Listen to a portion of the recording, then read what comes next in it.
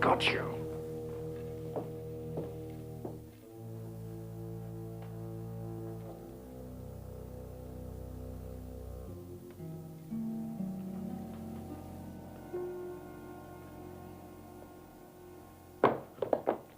Now, look here.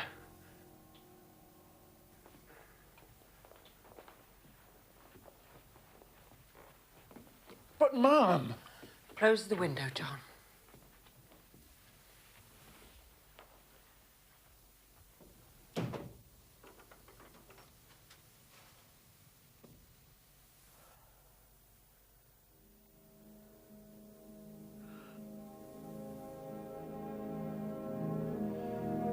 To Sherlock Holmes, she was always the woman, the beautiful Irena Adler of dubious and questionable memory.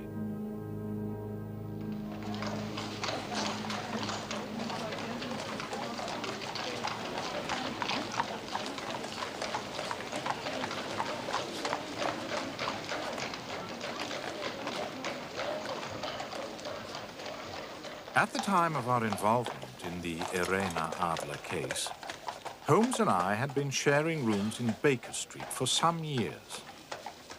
My practice had caused me to be absent in the country for several days.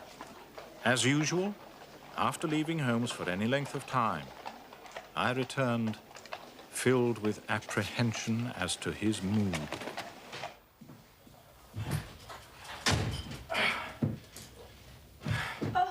Oh, hello, Mrs. Hudson. Dr. Watson, just look at you, half soaked to the skin. Yes, well, I'm not surprised. I have just spent 20 minutes standing in the pouring rain waiting for a cab. Won't do that old wound of yours any good getting so wet, Doctor. Oh, no. Just take this coat and your hat. See that they're properly dry. Mrs. Hudson, I haven't eaten all day. Do hope supper will be up very soon. That's very doubtful.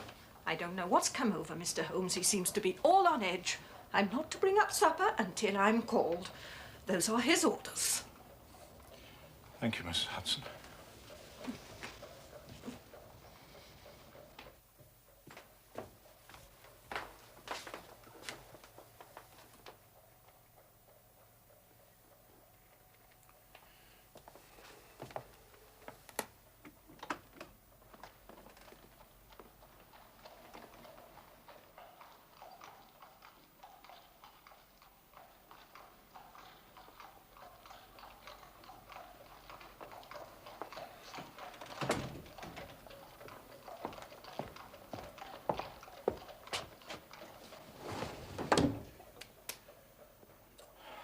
My dear Holmes.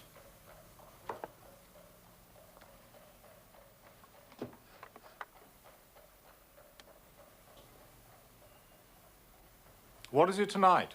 Morphine? Or cocaine? Well, I can strongly recommend a 7% solution of cocaine. Would you care to try it? No, indeed. I speak not only as your friend, but as a medical man. How can you risk such damage to the great powers with which you have been endowed? I cannot tell you how it clarifies and stimulates the mind. Yes, and destroys it in time. My mind rebels at stagnation. Give me problems. Give me work. Give me the most abstruse cryptogram, the most intricate analysis, and I'm in my proper atmosphere. Then I can dispense with artificial stimulants. But I abhor the dull routine of existence. I crave mental exaltation. That is why I've chosen my own profession, or rather, created it, for I am the only one in the world. The only unofficial detective. The only unofficial consulting detective. I take no credit in my cases. The work itself, the pleasure of finding a field for my particular powers is my highest reward.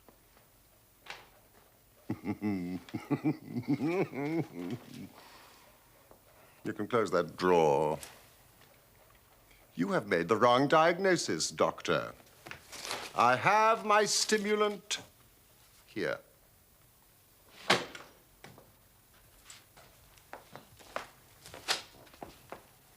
I hope you enjoyed your week in the country. It was good for the appetite. Incidentally, I do wish you would ring for supper.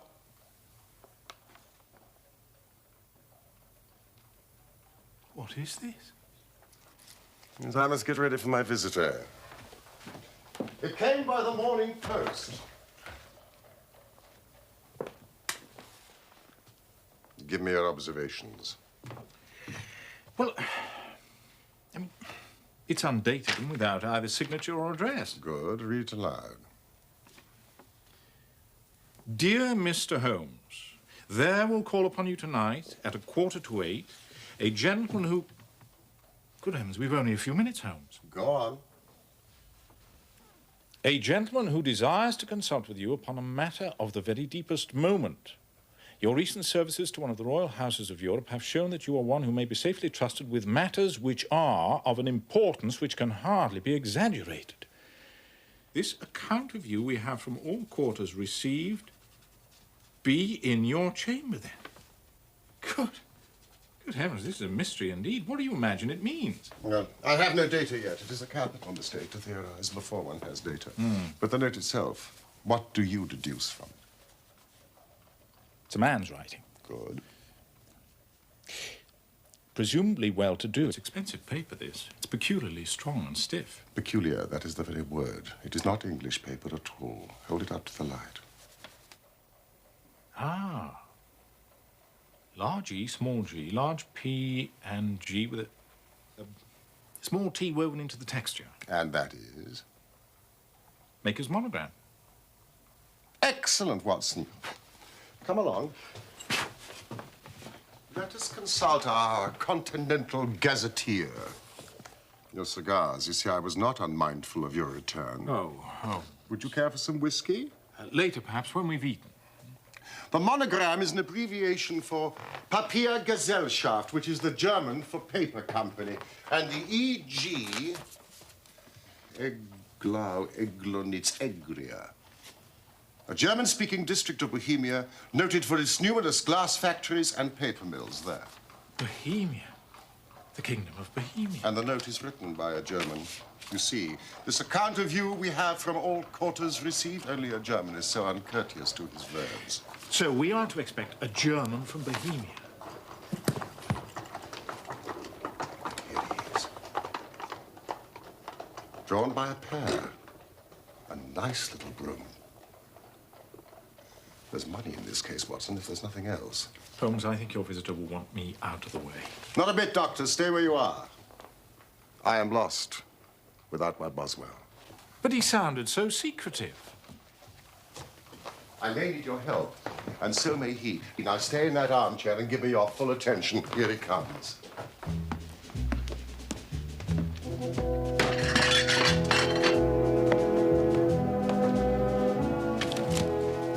I'm sorry, sir, but you cannot come in here unannounced like this. Mr. Holmes does not see anybody without appointment.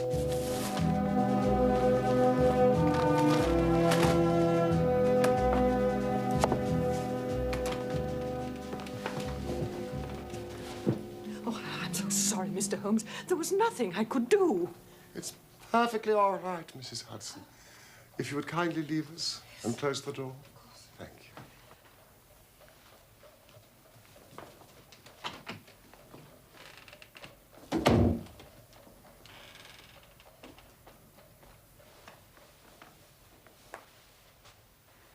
You had my note?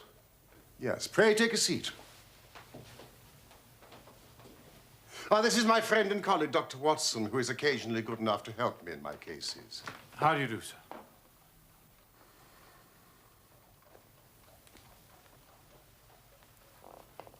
Whom do I have the honor to address? You may address me as the Count von Kramm, a Bohemian nobleman. I should much prefer to communicate with you alone. No, it is both or none. You may say before this gentleman anything which you may wish to say to me. Very well, I take your word that he is a man of honor and discretion. But I must begin by binding you both to absolute secrecy for a period of 2 years. Indeed. At the end of that time, the matter will be of no importance. At present, it is of such weight that it may have an influence upon European history. I promise. And I. You will excuse this mask. The august person who employs me wishes his agent to be unknown to you. In fact, I may confess that the title I've given you is not exactly my own. I was aware of that.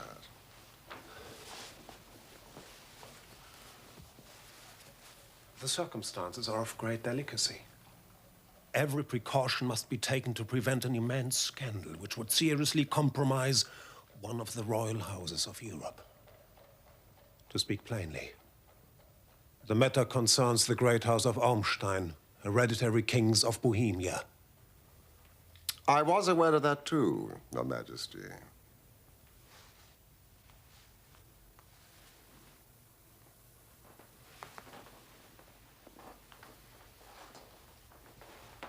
You are right.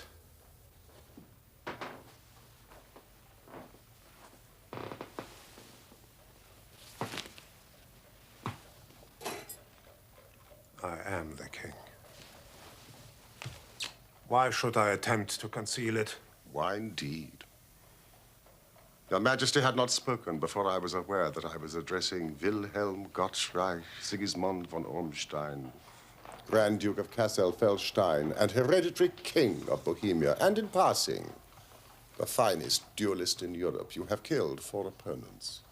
Honorably. Of course.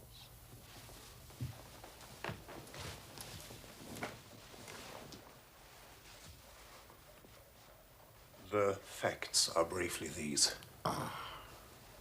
Some 10 years ago, during a lengthy visit to Warsaw, I made the acquaintance of the well-known adventuress, Irene Adler.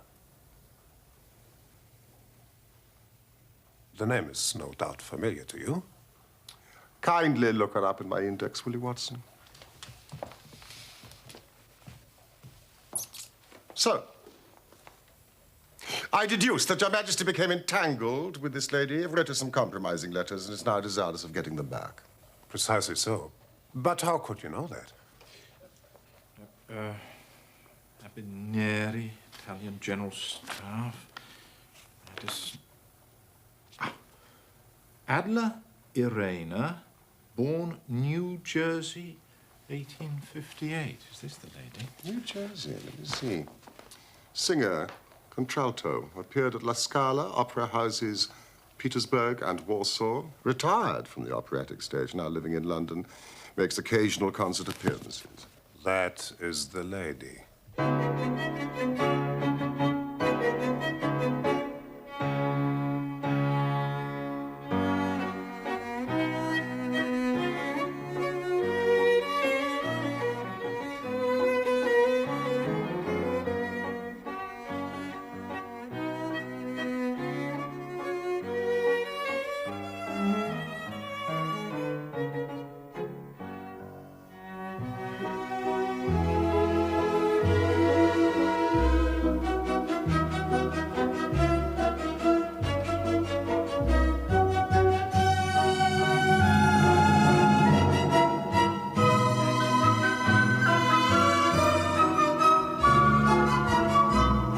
Was there a secret marriage? None. No legal papers or certificates? None. Then I fail to follow, Your Majesty. If this person should produce your letters for blackmailing or other purposes, how is she to prove their authenticity? There is the writing. Poo-poo forgery. My private writing paper. Stolen. My own seal. Imitated. My photograph. Bought. We were both in that photograph.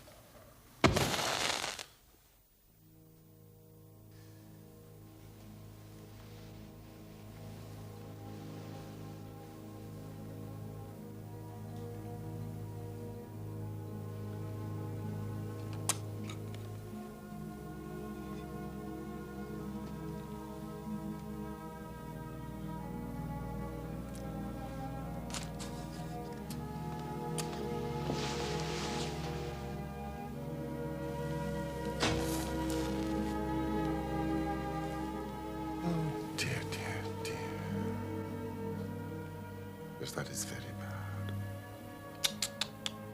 Your Majesty has certainly committed an indiscretion. She was beautiful, bewitching, clever, daring.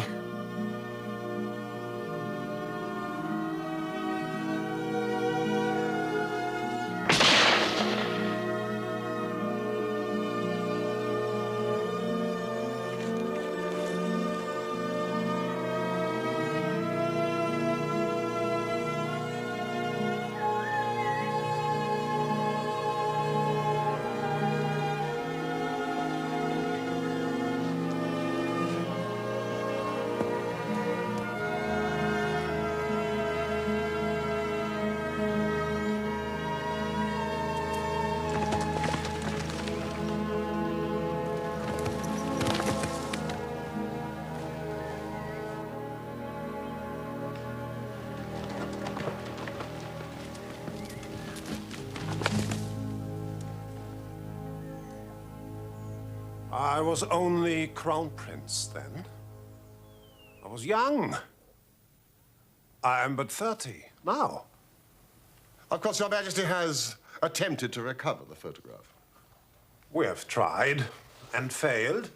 Then Your Majesty must pay. It must be bought. She will not sell. Stolen, then? 5 attempts have been made. Twice, burglars in my pay ransacked her house. Once we diverted her luggage when she traveled. Twice she has been waylaid. There has been no sign of it. Huh. You laugh. It is serious. Yes. Yes, it is very serious indeed. Well, what does she propose to do with this photograph, if not to extort money? To ruin me. Huh. I'm about to be married. So I've heard. To the Princess Clotilde Lothman von Saxe-Meiningen, second daughter to the King of Scandinavia. It is a brilliant match. Precisely. But you will know the strict principles of her family. She's herself the soul of delicacy. A shadow of doubt as to my conduct would bring the matter to an end.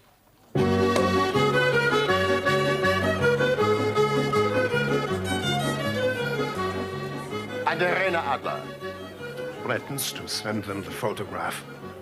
And she'll do it. She has a soul of steel. She's more beautiful than any other woman I've known, and more resolute than any man. There are no lengths to which she would not go, none, to prevent my marriage to another woman. Your Majesty, why is this lady so vindictive?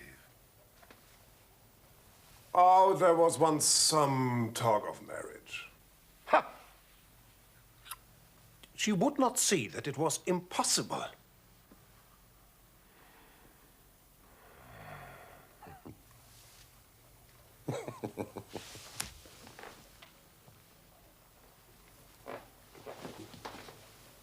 You are sure that she has not sent the photograph yet?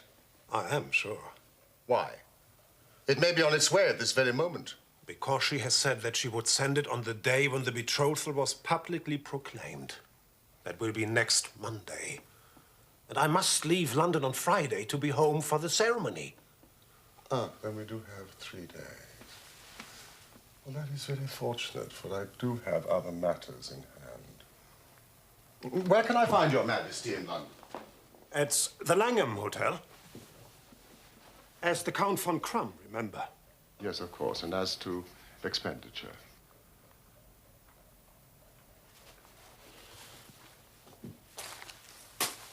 Here are 300 pounds in gold and 700 in notes. And Miss Irena Adler's address. Good night, Your Majesty, and I trust we shall soon have good news for you.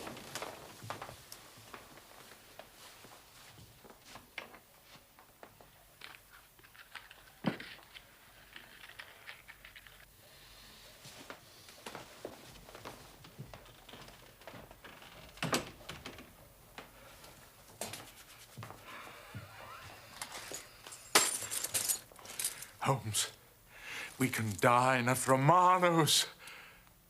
But we only have 3 days. Till Friday. Oh, it must be settled by Friday. The composer Tchaikovsky is conducting his own works at the St. James's Hall. No, no, no. It must be settled by Friday. No. My dear Watson, I'd like to be alone. You are hungry. Yes. I'm sure Mrs. Hudson will bring you up a sandwich. Sandwich? We will not discuss this matter until tomorrow afternoon. Good night.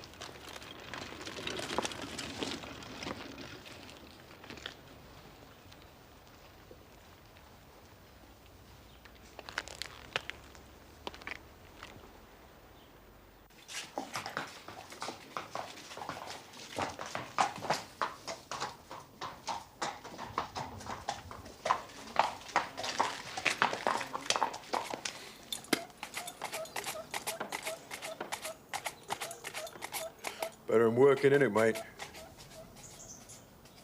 What is? Looking on. I'll change with you any time, Gov. Out of a position, are you? 8 weeks. A mere first-class groom. Oh, yeah. Well, you could give me an hand if you like. I'd see you all right. Why not? Give her the price of the booze. I thought it was a booze. Strap the mare. Show us what you can do.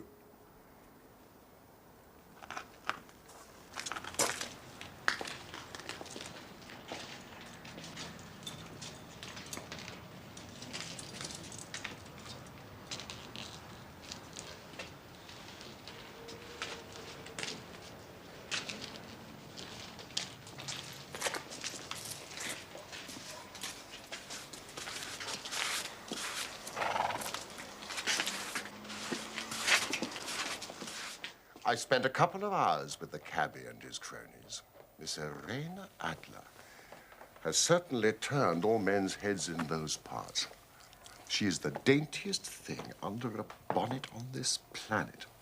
So say the Serpentine News fraternity to a man.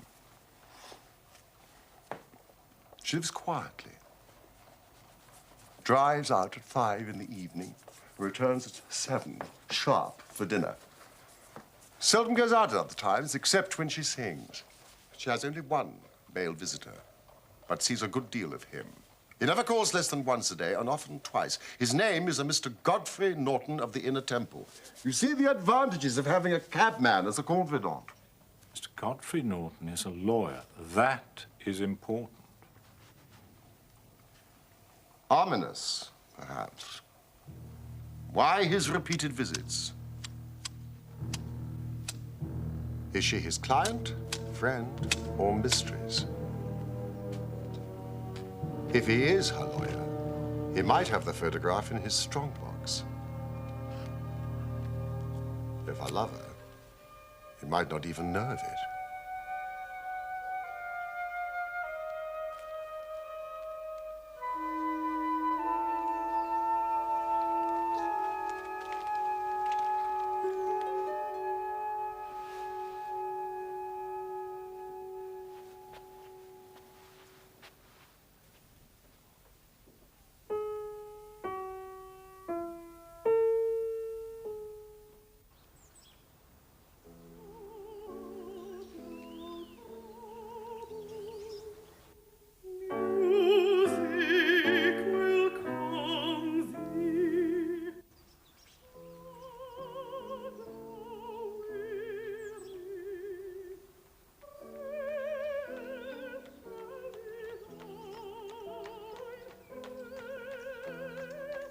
She had just begun to sing. She has the voice of an angel, Watson, when a truly surprising chain of events overtook me, starting with the arrival of someone I presumed to be Mr. Godfrey Norton. Wait for me, will you?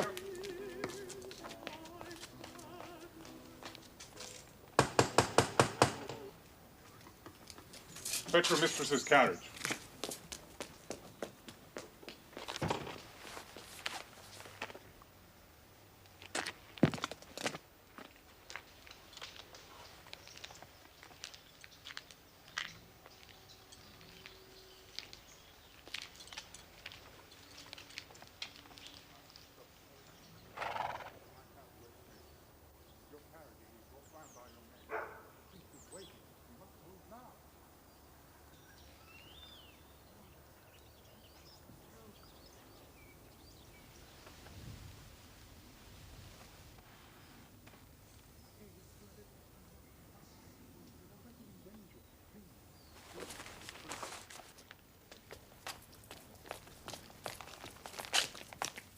Drive like the devil.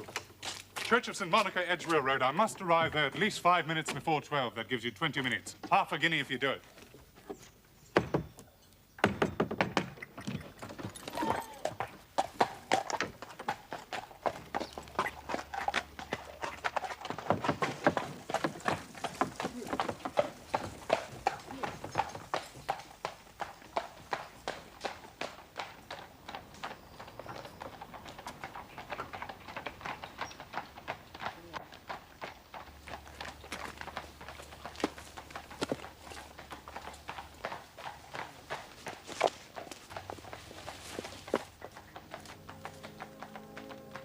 She is a lovely woman, Watson, with a face that a man might die for.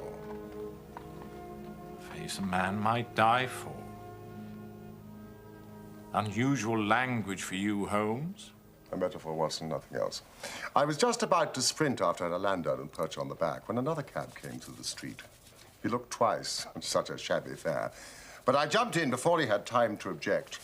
Showed him a handful of sovereigns and promised him one if he would get me to the Church of St. Monica within 20 minutes. Now, I don't think that I have ever been driven faster in a cab. But they were there before us.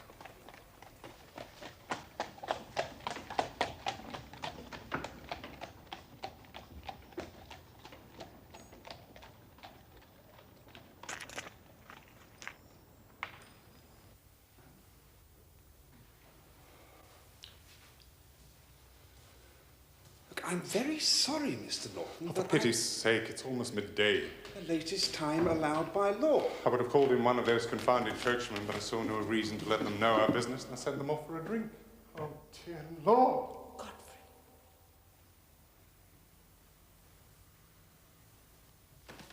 You, come here, man. Yes, I mean you. We've only a few minutes left or it won't be legal. Come, man, come!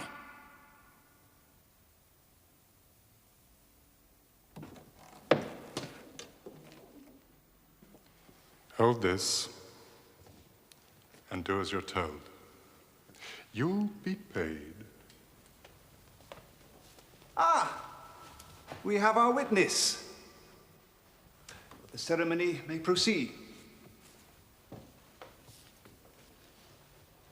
Dearly beloved, we are gathered here in the sight of God to join together this man and this woman in holy matrimony, which is an honorable estate instituted of God in the time of man's innocency, signifying unto us the mystical union that is betwixt Christ and his church.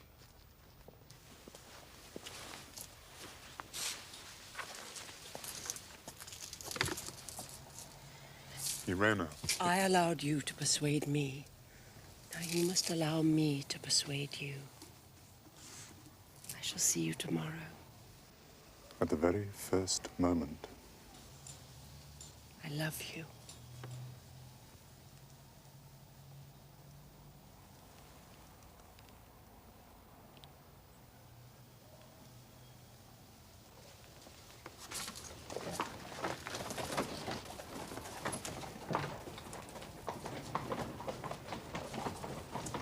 John? Hey, you!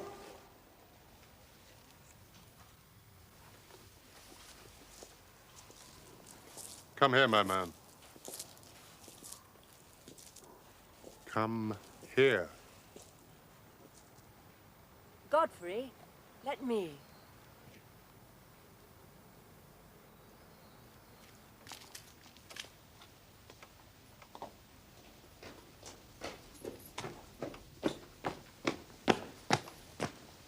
Sir, I want to thank you for being so miraculously present when we needed you.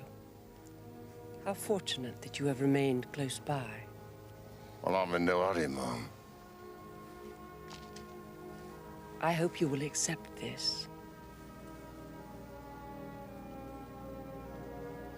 I don't need no tip, Mom.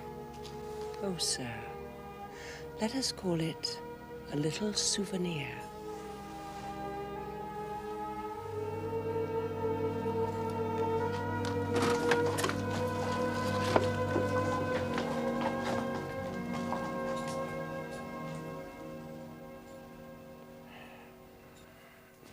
She gave me a sovereign. Here it is. What an extraordinary turn of events. I shall wear it on my watch chain in memory of the occasion. And what now? Well, during the ceremony, I thought my plans had been overthrown. If they had made an immediate departure, it would have necessitated the most prompt and energetic measures on my part. But he went back to the temple, and she went to her own home, thus giving us time to act. How?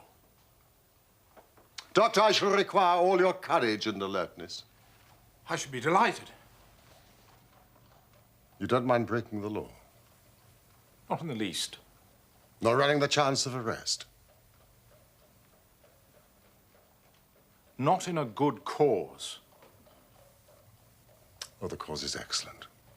Well, then I am your man. Splendid.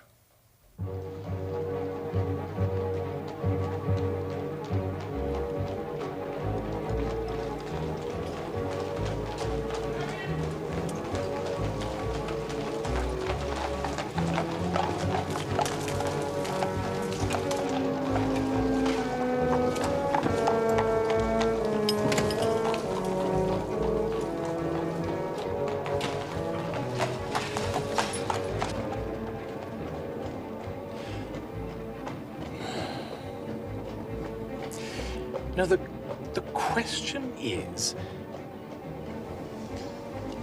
Holmes, you really do look quite remarkable.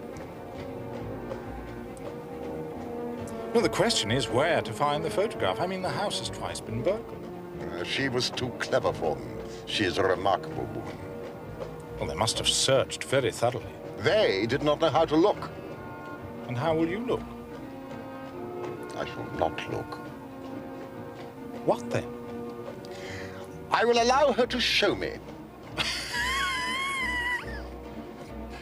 But she refused. She will not be able to. Ah, we draw near the scene of action. We had better walk from here.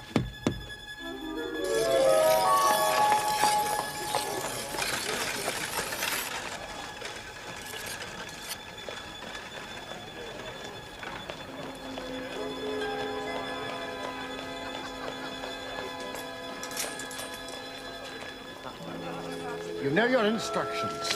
When you raise your hand, I act. And we meet at the rendezvous in 10 minutes. Here she comes.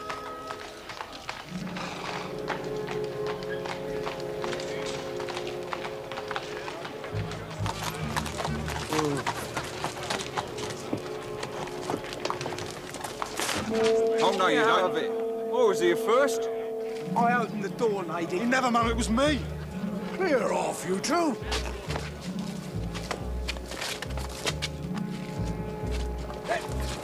Me.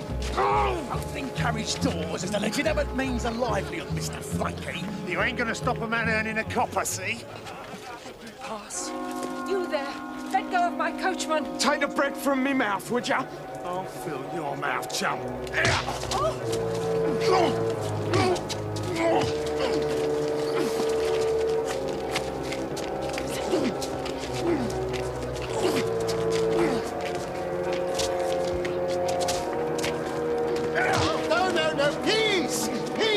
gentlemen, please, I beg you.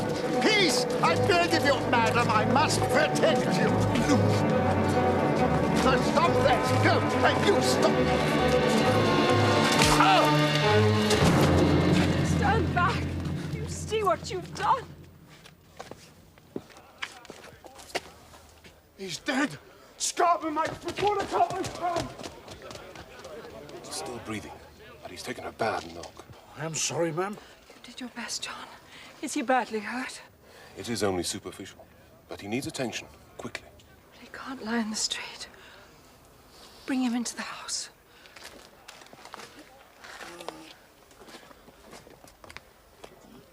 All right, sir.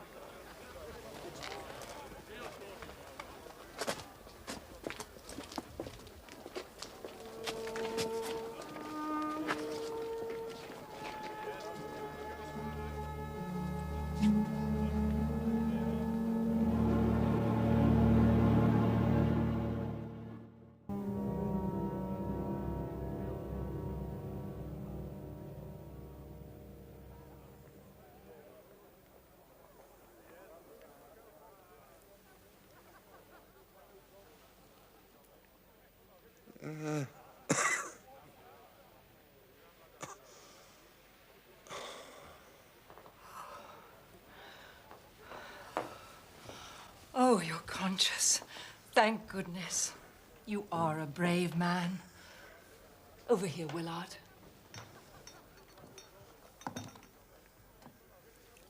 No, stand back. I shall look after my friend in need.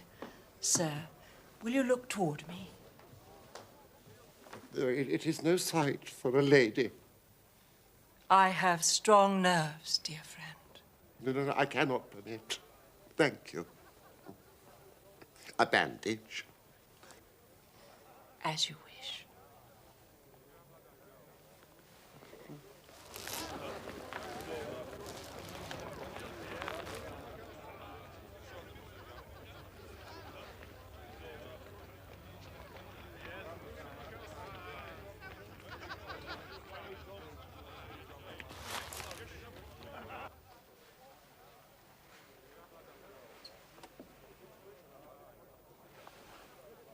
I'm so relieved that your wound isn't serious. Well, it is but shallow, and the concussion wears off.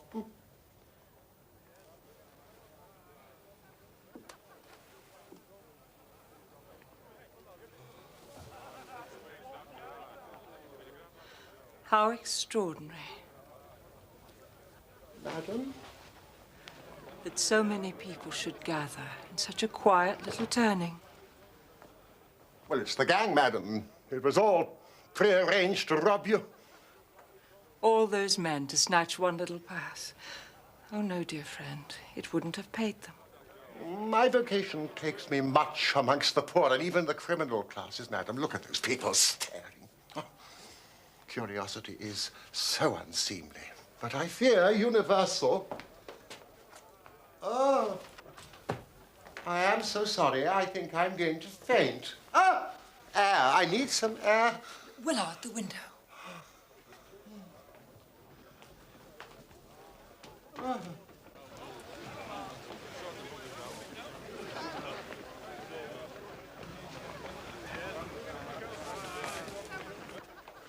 Some drinking water. Are there any smelling salts?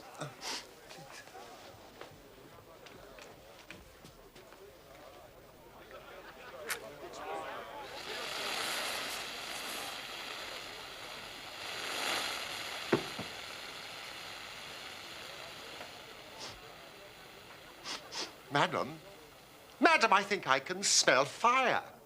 What? Fire! Fire! There's a fire, is there?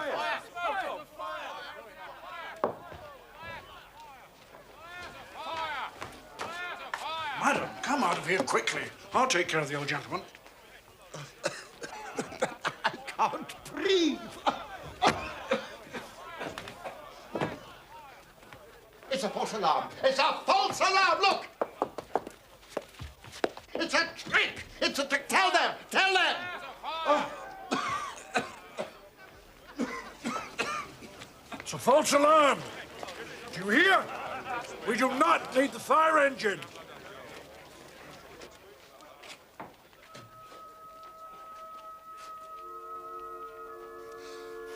What is it? It is a plumber's rocket, madam. One of my flock is a plumber. It is ignited by a cap and sends smoke into pipes to betray cracks and holes. No, it's all right. It will disperse. You said it was a trick. Who would play such a trick on me? One of the gang, madam. But to what purpose? I've escaped them. Revenge. Revenge. Are there such wicked people? There are people in this world, madam, to whom revenge is in itself a reward. I cannot imagine such feelings. I'm sure you cannot, madam. I am feeling more myself. I must be on my way. Oh, please stay. Some refreshment. Well, one of my flock expects me. Won't you let my carriage take you? Oh, no. The air will aid my recovery. At least your name, your address. That I may thank you adequately. Well, I am just a humble servant, madam, of the all-seeing Providence. Good night.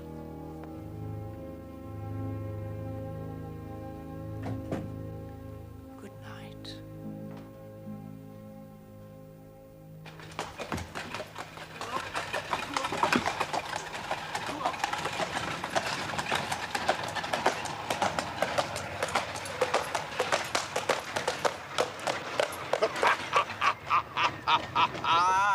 You did it very nicely, Doctor. You have the photograph? No, but I know what it is. How did you find out? She showed me, as I told you she would. The trouble is, it still remains in her possession. You may have lost your one chance, Holmes. No. I shall call early tomorrow morning. You'll call there? And as my own self. And with the king. The king? And with you, Watson. You must be a witness at the end of our quest.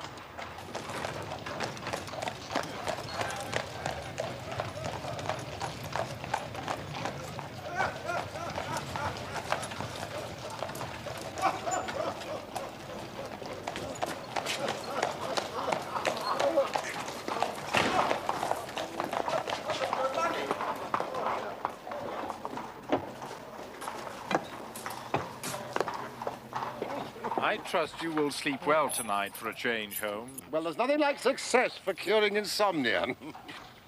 Good night, Mr. Sherlock Holmes. Watson. Holmes.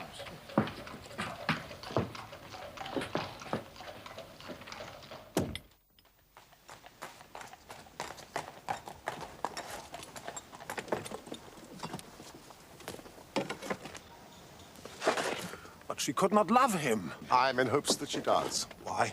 Because it would spare your majesty all fear of future annoyance. If she loves her husband, then she does not love your majesty. And if she does not love your majesty, why should she interfere with your majesty's marriage?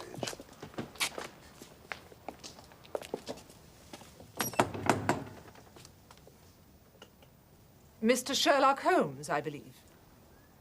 I am Mr. Holmes. My mistress told me you were likely to call. She left this morning with her husband by the 5:15 train from Charing Cross for the continent. She has left England. Never to return, sir. All is lost.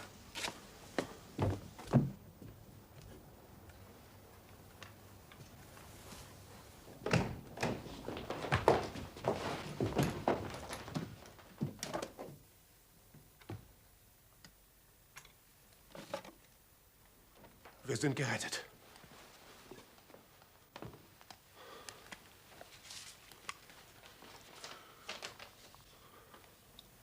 This is not it. Holmes, this is a different photograph.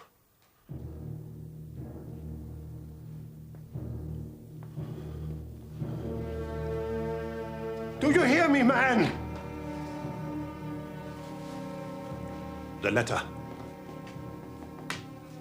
It is addressed to me. My dear Mr. Sherlock Holmes, you did it very well. You took me in completely until after the alarm was fired, I had not a suspicion. But then, when I found that I had betrayed myself, it flashed into my mind that I had been warned against you months ago. I had been told that if the king employed an agent, it would certainly be you. Yet, with all this, you made me reveal what you wanted to know.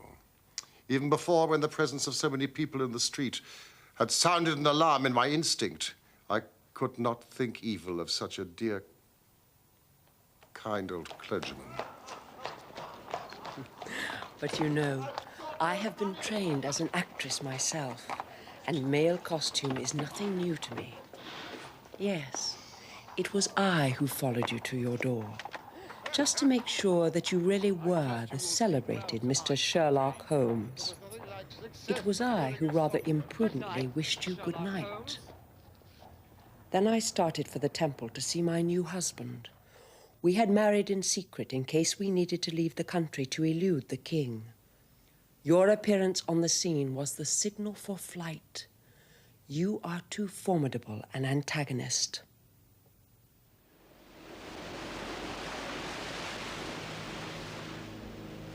You will find the nest empty when you call tomorrow. As to the photograph, your client may rest in peace. I love and am loved by a better man than he.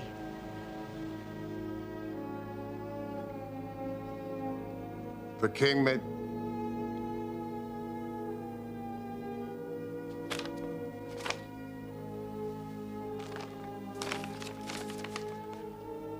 The king may do what he will without hindrance from one whom he has cruelly wronged.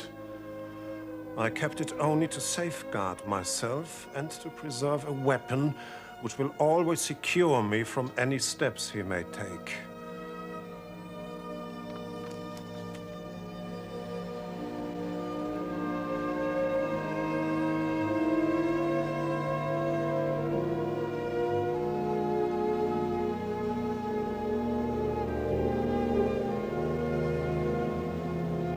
There is more.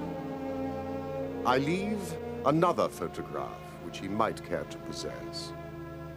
And I remain, dear Mr. Sherlock Holmes, very truly yours, Irena Norton, née Adler. What a woman.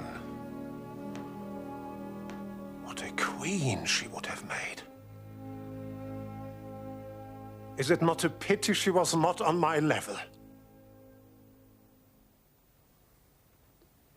From what I have seen of the lady, yes, indeed, she is on a very different level to your Majesty. I am only so sorry that I have failed in my commission. On the contrary, my dear sir, nothing could be more successful. I know that her word is inviolate. The photograph is now as safe as if it were in the fire. Oh, I am glad that your Majesty thinks so. I am immensely indebted to you. Pray, tell me in what way I can reward you. This ring.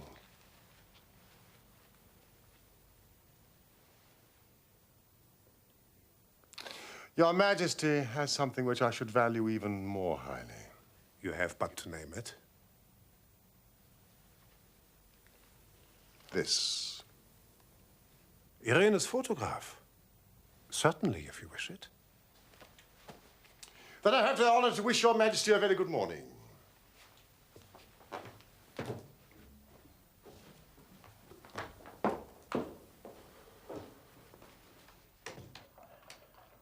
And that was how a great scandal threatened the kingdom of Bohemia, and how the best plans of Mr. Sherlock Holmes were beaten by a woman's wit. He used to sneer much at the cleverness of women, but I have not heard him do it of late. And when he speaks of Irena Adler, or when he refers to that woman, it is always under the honorable title of the woman. In his eyes, she eclipses the whole of her sex. It was not that he ever betrayed any sign of love for Irena Adler. All emotions such as that one are abhorrent to his cold, precise mind. He only looks on women pathologically, as the source of motives, clues. And yet, he keeps her photograph apart, locked up.